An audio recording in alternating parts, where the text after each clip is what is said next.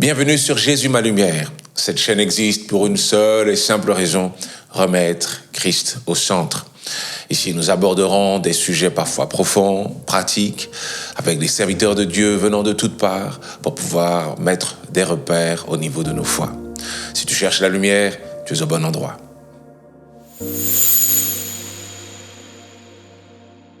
Aujourd'hui, on va voir pour thème le sujet suivant.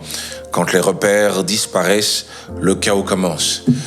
Pour moi, c'est important de pouvoir parler de cela dans cette toute première émission, parce que je crois qu'aujourd'hui, plus que jamais, on a besoin des repères et des bons repères.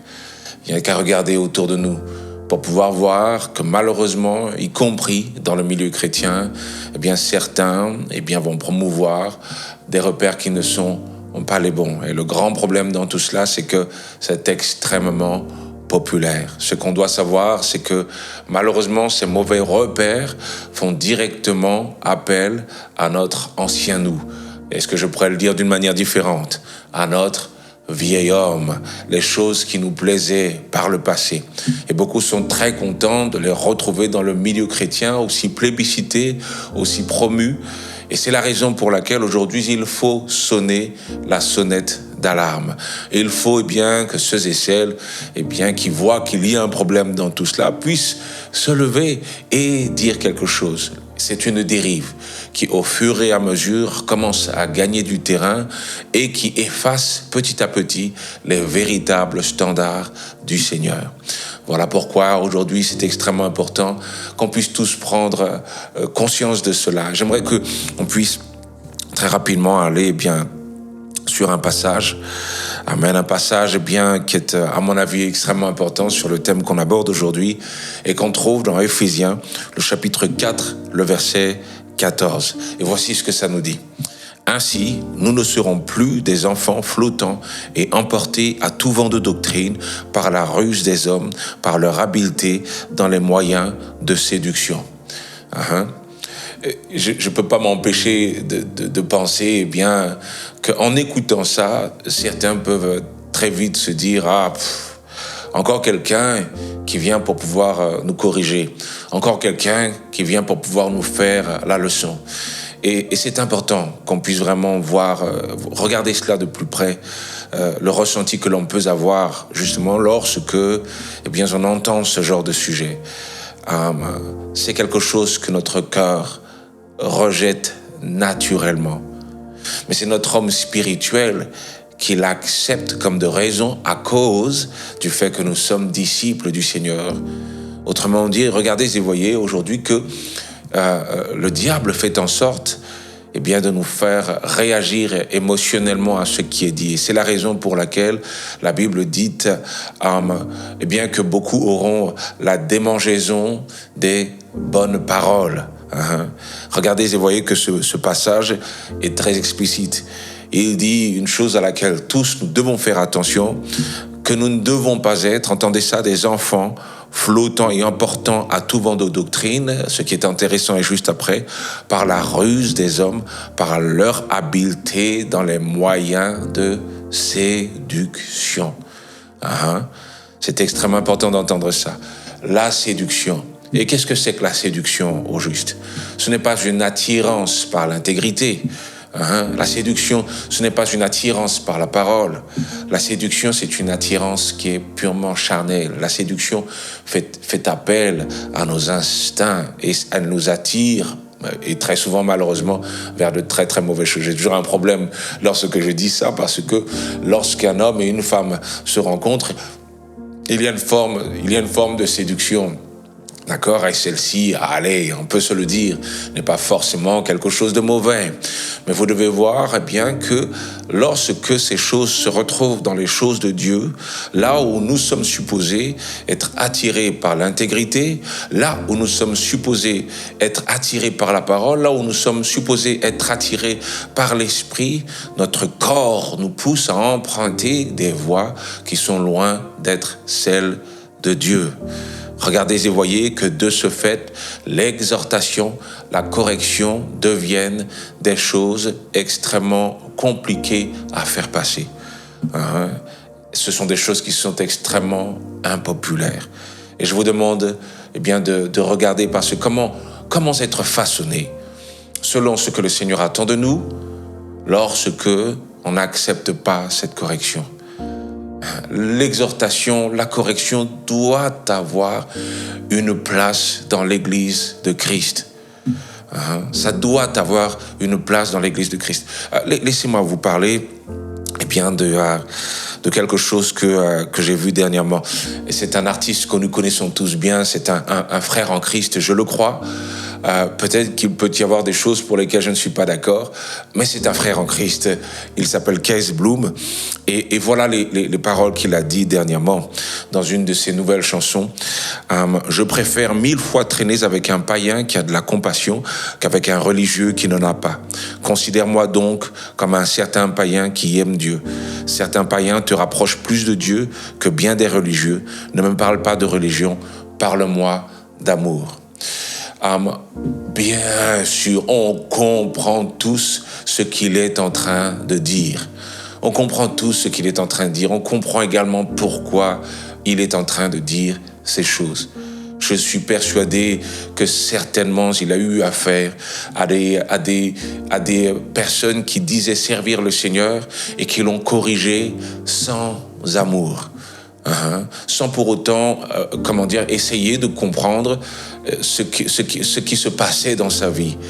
Et j'ai envie de dire, avant de dire tout cela, que parfois nous sommes coupables. Nous, disciples du Seigneur, nous sommes coupables parce que tout ce que nous faisons sans pour autant avoir de l'amour, y compris la correction que nous devons faire selon le Seigneur, regardez et voyez qu'elle est mauvaise. D'ailleurs, lorsqu'on regarde et que l'on voit ce qui se passe pour Job, c'est exactement ce qui se passe. Les amis de Job viennent devant lui parlent. C'est un dialogue qui, est difficile à entendre. Ce sont des choses qui sont difficiles. C'est un ton accusateur. Regardez et voyez que lorsque les amis de Job, pour la plupart, s'adressent à ce dernier, lorsqu'ils s'adressent à lui, c'est extrêmement compliqué parce que il l'accuse, il n'essaie pas d'entendre ce qu'ils ont dit, ce que Job a à dire. Et de ce fait, lorsque le Seigneur, parle des amis de Job, il leur dit clairement qu'ils ont eu tort de parler à Job de cette manière. L'histoire est un peu plus nuancée et compliquée que celle-ci. Mais vous devez voir dans tout cela que l'on peut mal utiliser la parole de Dieu. On peut mal utiliser la parole de Dieu. Et c'est la raison pour laquelle, dans le fait de vouloir remettre du repère dans l'Église de Christ, c'est extrêmement important également que nous puissions nous remettre en question. Avons-nous un cœur d'amour lorsque nous parlons à ceux et celles qui sont autour de nous? C'est quelque chose qui est extrêmement important parce qu'aujourd'hui, malheureusement, beaucoup de personnes aiment brandir l'épée sans pour autant avoir le bon cœur. Vous devez vous souvenir que le Seigneur nous appelle tous à être des frères et sœurs. Il nous dit, aimez-vous les uns les autres comme je vous ai aimés.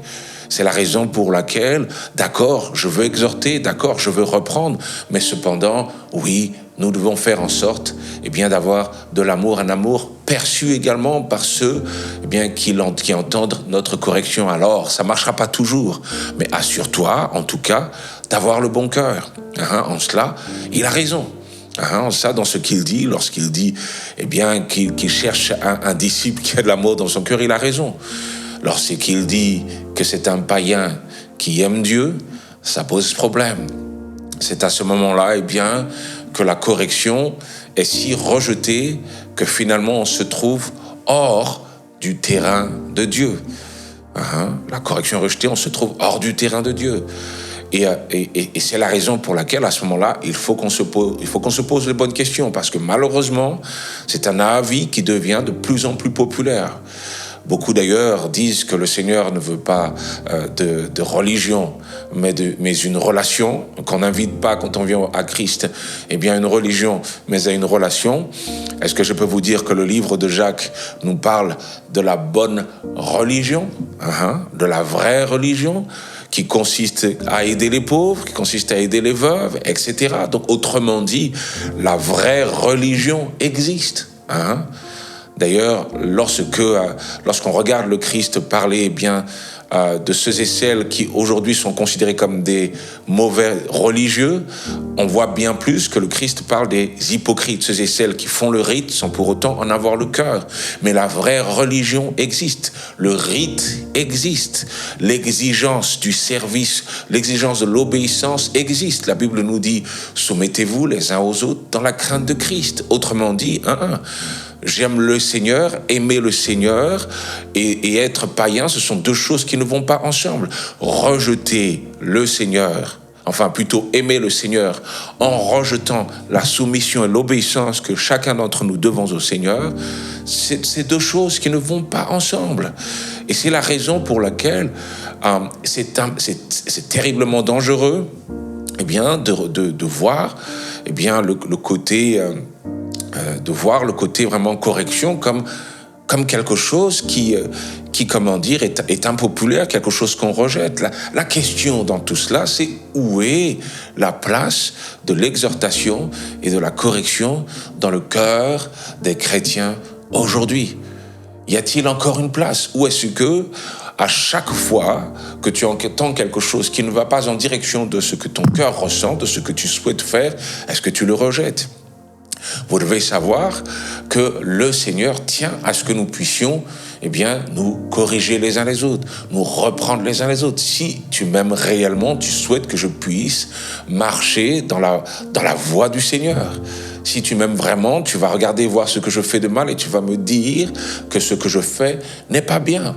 Et parce que je suis dans l'église de Christ, je vais ouvrir mon cœur à l'exhortation. On ne peut pas être fatigué d'être exhorté, car nous sommes dans une église qui exhorte.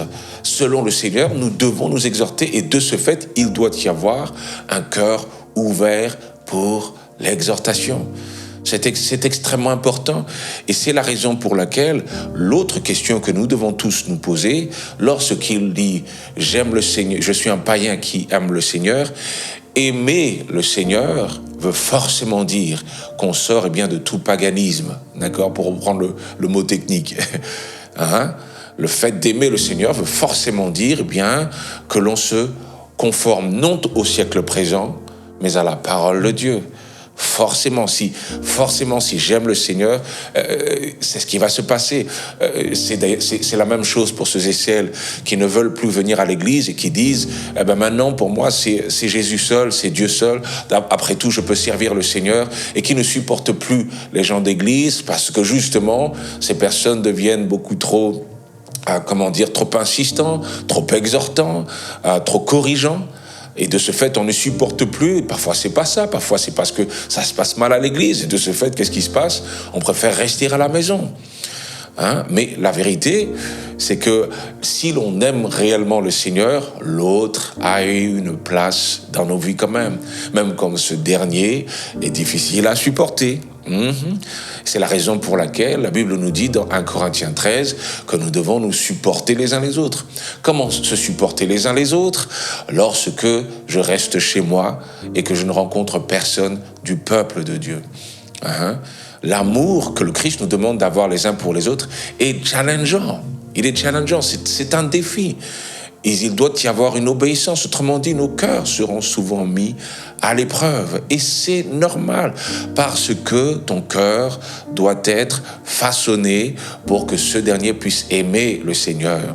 Ce cœur que beaucoup protègent avec tant d'ardeur, c'est ce cœur que Dieu souhaite changer. Il doit y avoir une place, d'accord, ça doit être fait avec amour, d'accord, il y a eu bien des abus par rapport à ça, mais cependant, tu dois regarder et voir bien que c'est important que ton cœur puisse être façonné. La Bible est claire, il dit que le cœur est tortueux. Et j'aimerais vraiment qu'on puisse l'entendre, parce que parfois, qu'est-ce qui se passe? Parfois, lorsqu'on entend ça, on se sent pas tout de suite concerné. On se sent pas tout de suite concerné.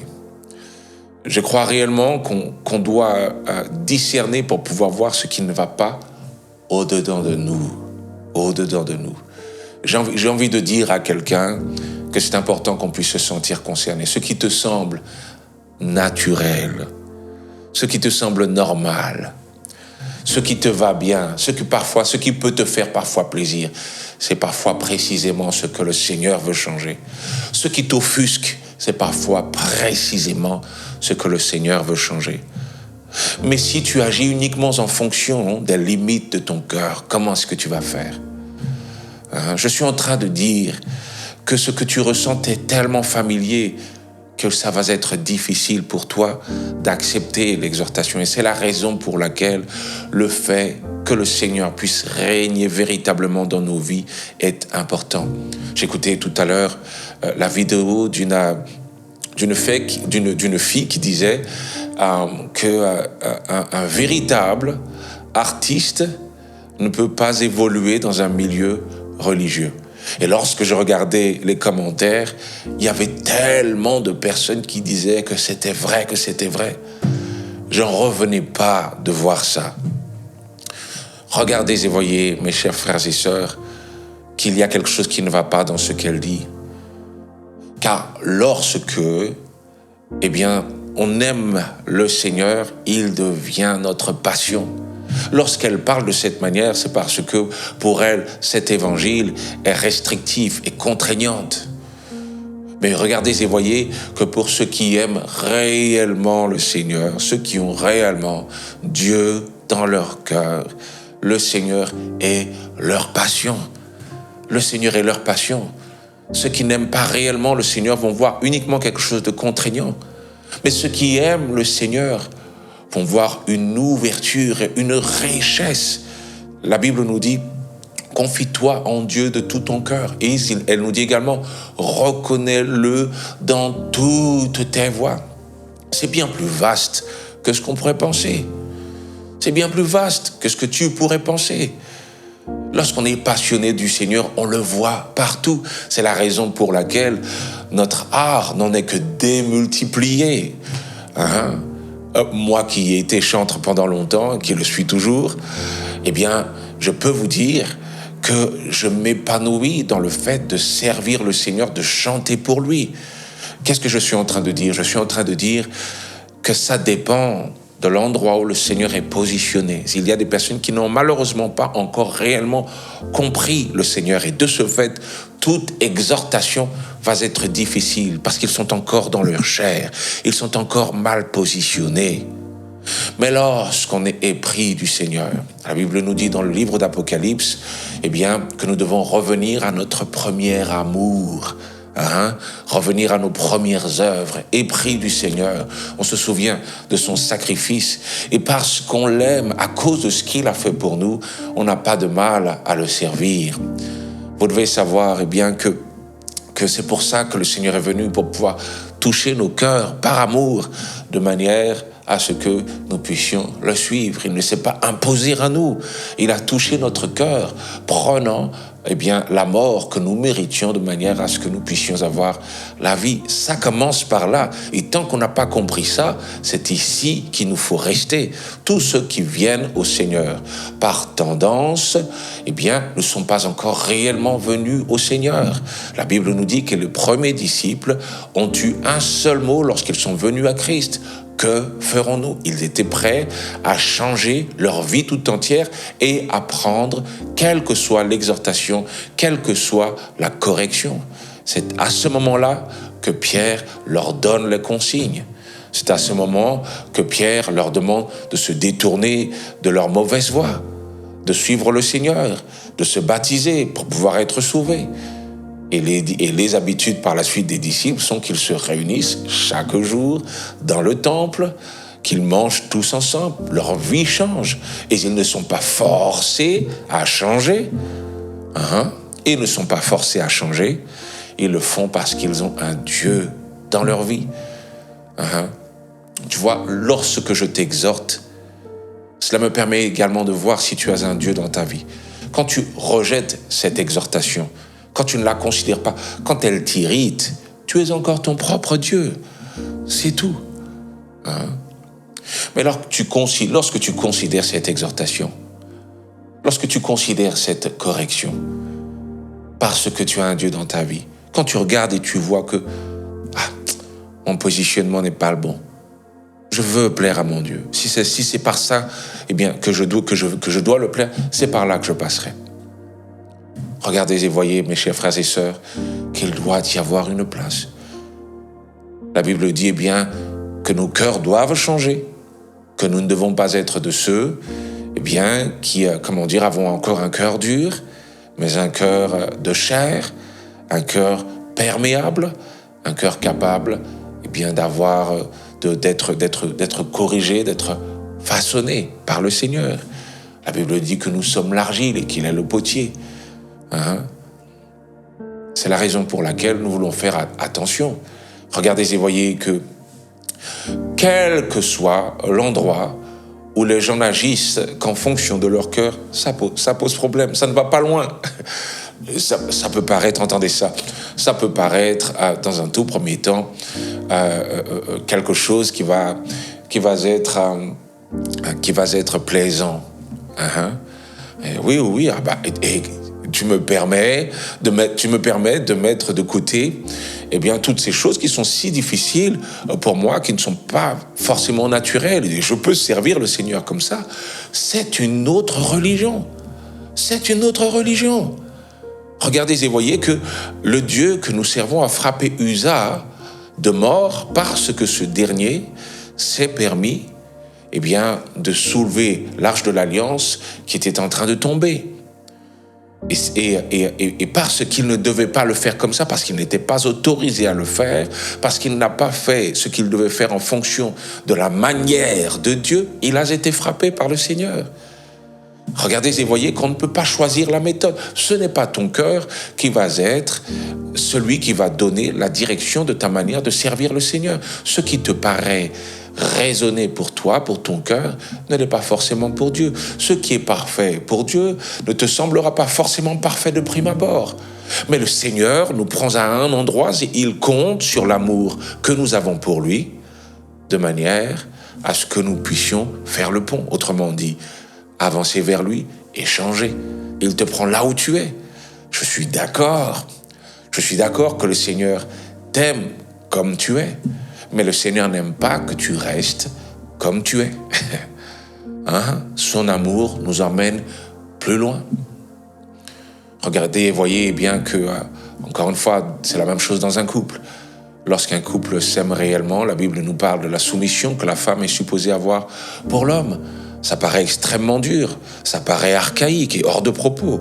Une soumission dans le couple, dans le monde dans lequel on vit.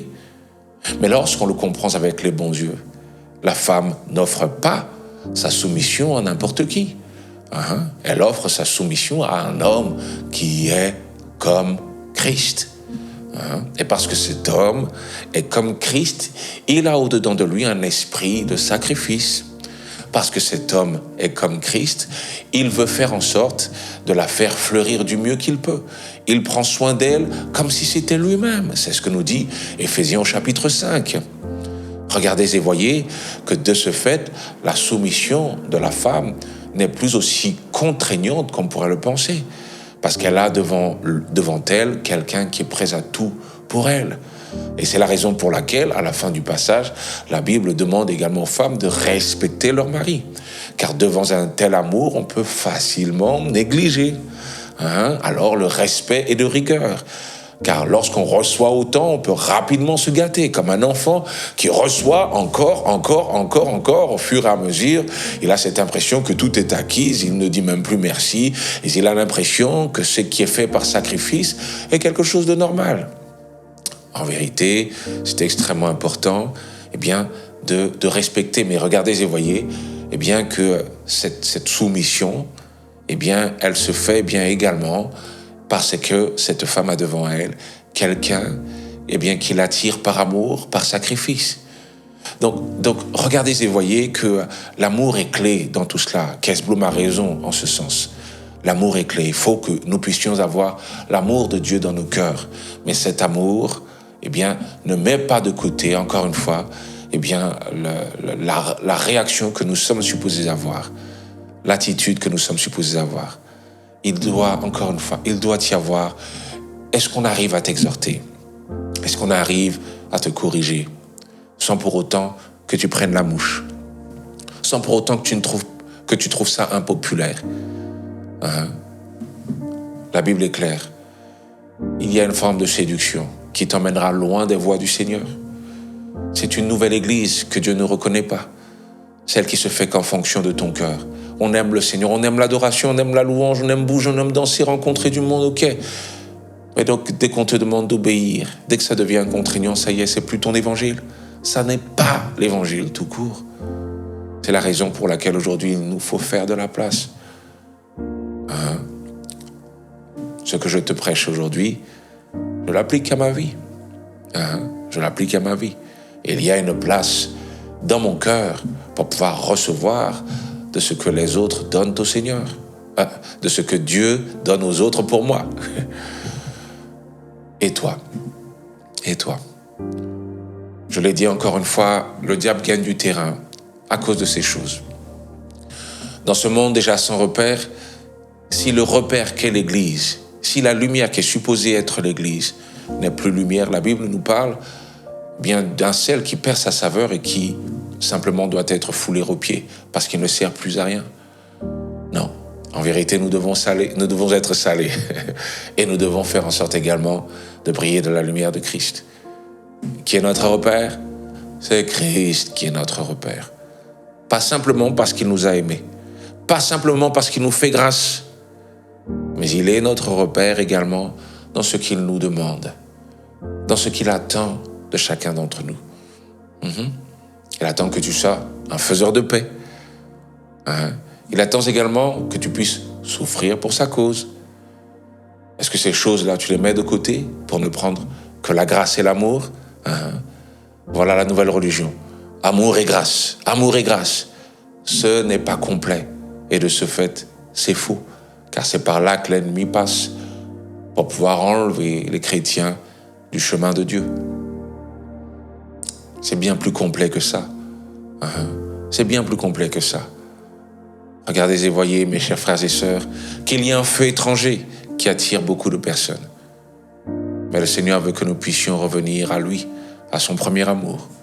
Il veut que nous puissions revenir à sa lumière. Alors aujourd'hui, est-ce que tu peux venir à sa lumière, acceptant le contraignant comme le plaisant, qu'il fait bon lorsque nous sommes dans sa présence. Mais cependant, je sais que j'ai un chemin à parcourir pour être à la mesure de sa stature parfaite. Est-ce que c'est impopulaire ou est-ce que c'est la vérité? Que le Seigneur te bénisse.